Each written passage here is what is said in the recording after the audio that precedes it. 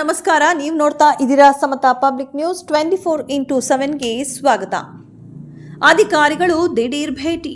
ಬಾಗಲಕೋಟೆ ಜಿಲ್ಲೆಯ ಬಾದಾಮಿ ತಾಲೂಕು ಪಟ್ಟಣದಲ್ಲಿ ಇರುವ ಬೇಕರಿಗಳು, ಹೋಟೆಲ್ಗಳಿಗೆ ದಿಢೀರ್ ಭೇಟಿ ನೀಡಿ ಮಾನ್ಯ ತಹಶೀಲ್ದಾರ್ ಸಾಹೇಬರ ನೇತೃತ್ವದಲ್ಲಿ ಬಾದಾಮಿ ನಗರದ ಹೋಟೆಲ್, ಬೇಕರಿ ಇವುಗಳನ್ನು ಆಹಾರ ಇಲಾಖೆಯ ಅಧಿಕಾರಿಗಳು, ಆಹಾರ ಸುರಕ್ಷತಾ ಅಧಿಕಾರಿಗಳು ಸೇರಿಕೊಂಡು ದಾಳಿ ಮಾಡಲಾಗಿದೆ ಹಾಗೂ ಹಲವಾರು ರಾಸಾಯನಿಕ ವಸ್ತುಗಳನ್ನು 4 ಸಿಲಿಂಡರ್ ಒಂದು ಹೋಟೆಲ್ನಲ್ಲಿ ಅಕ್ರಮವಾಗಿ ಸಂಗ್ರಹಣೆ ಅಕ್ಕಿಯನ್ನು ವಶಪಡಿಸಿಕೊಂಡಿದ್ದಾರೆ.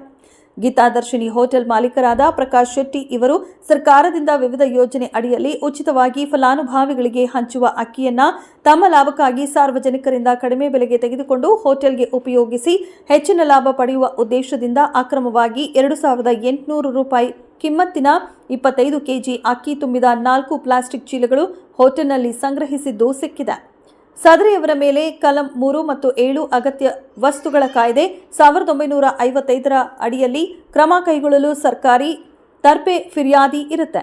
ಈ ಘಟನೆ ಕುರಿತು ಅಧಿಕಾರಿಗಳು ದೂರು ದಾಖಲಿಸಿದ್ದಾರೆ. ಈ ಸಂದರ್ಭದಲ್ಲಿ ಬಾದಾಮಿ ತಹಶೀಲ್ದಾರ್ ಮುದುರಾಜ್ ಅವರು, ಮಂಜುನಾಥ್ ಎಸ್ ರೊಟ್ಟಿ, ಇಎಚ್ ಪಾರುಕಿ ಅವರು, ನಿರೀಕ್ಷಕರು ಬಾದಾಮಿ, ನ್ಯಾಯಬೆಲೆ ಅಂಗಡಿಯ ಕಾರ್ಯದರ್ಶಿ ಕಾಶಿನಾಥ್ ಹಿರೇಹಾಳ್, ಪಿಎಸ್ಐ ವಿಠಲ ನಾಯಕ್, ಸಿಬ್ಬಂದಿ ವಸಂತ ಒಗೆನ್ನವರ, ತೌಸಿಫ್ ಎ ಧಾರವಾಡ, ಗ್ರಾಮ ಆಡಳಿತ ಅಧಿಕಾರಿಗಳು ಪರಸಪ್ಪ ಬಿ, ಕವಳ್ಳಿ ನ್ಯಾಯಬೆಲೆ ಅಂಗಡಿ ಕಾರ್ಯದರ್ಶಿ ಇನ್ನು ಹಲವರು ಉಪಸ್ಥಿತರಿದ್ದರು.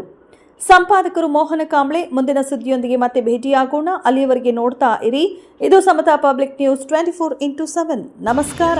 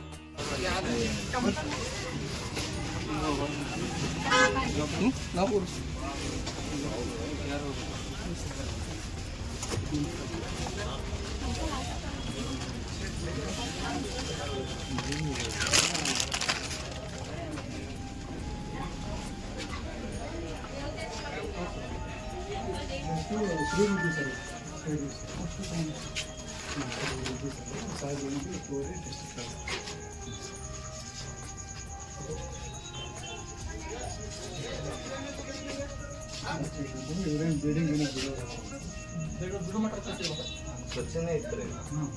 ಈ ಭಾಳ ಸ್ವಲ್ಪ ಸ್ವಚ್ಛ ಇರ್ತದೆ. ಸ್ವಲ್ಪ ಜೆಲ್ ಇರುತ್ತೆ ಎಲ್ಲ